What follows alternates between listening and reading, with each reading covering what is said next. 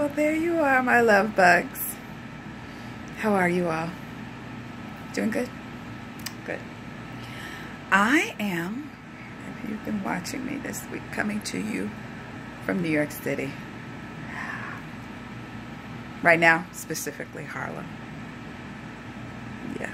So, I wanted to get this story down before I forget it. So, I'm in New York and I'm visiting some friends. Probably one of the best looking gay couples I know. Two fabulous looking gentlemen. They're always in the gym, stacked, cock diesel. You know, your basic fine ass Judies, right? So last night they took me to the gay bar. Mostly male. It's all male, basically. I think there were some gay women. I didn't see them. And they didn't tell me. It also had a live piano player. And all they do is sing Broadway show tunes. Like, that is my life. If I had the common sense to follow, you know, like Broadway dreams, okay?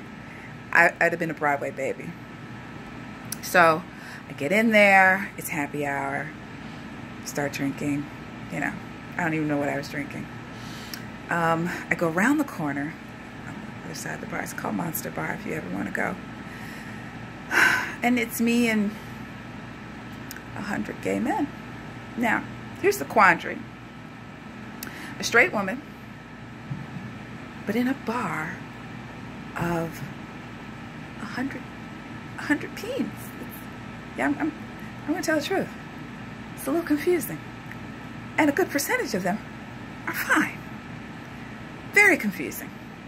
But because they had the piano playing and they were only doing Broadway show tunes, which I know implicitly, like, dude, ding, ding, ding went the trolley, zing, zing, zing went the bell. From the moment I saw you, I felt, you know, I feel I'm Black Judy Garland on some level. So anyway, I sit away from the piano because I'm just mesmerized by the whole thing.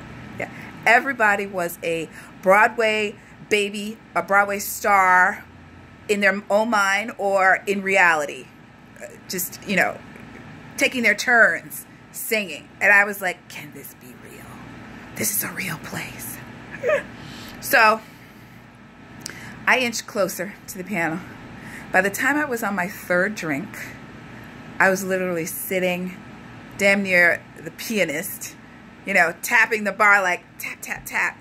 Here's what I wanted to hear next. Here's what for my next rendition. By the time I got to Etta James at last, people on the street were telling friends of mine who had gone out, they had left me because they could see I was gone. They left me and went to go have dinner. Came back an hour later. Before they got back into the joint, they said, "Oh, there's a woman in there named Pamela. She's singing up a storm." People were singing, were praising my name outside the bar, on the streets of New York in the Village. Not a problem. Not a problem for me. I'm not afraid of stardom. Let it come. But as I was doing one of my last songs before, you know, the boys had to cart me out of there, I had been singing back and forth with a young man, a gentleman behind me, gorgeous, Cubano, he's a Cuban guy, very much gay, but you know, you spend a little time in mother's atmosphere, you're drawn in. I understand. I completely get it. So I finished Etta James. I was waiting to do something else. Natural Woman, Aretha Franklin. And I had the nerve to say, and I'm the only woman in here. And they all giggled hysterically. Look at Pamela. She's cutting a monkey up here. So someone came behind me, put their arms around me completely.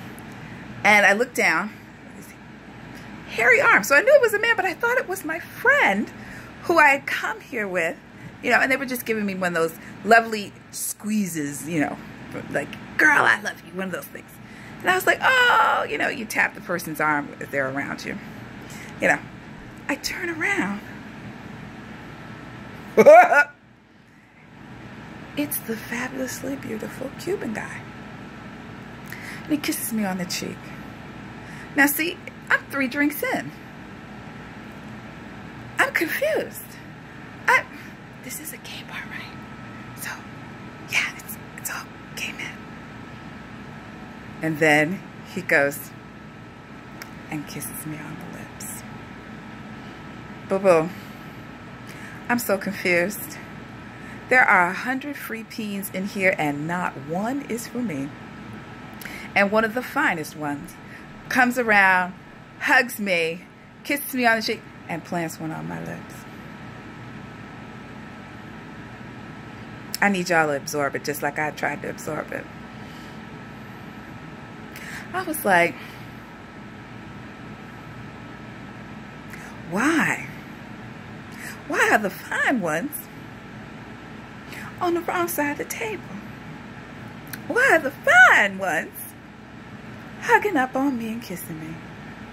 I understand why. But you sat me at a 7-course meal and told me we have no forks for you.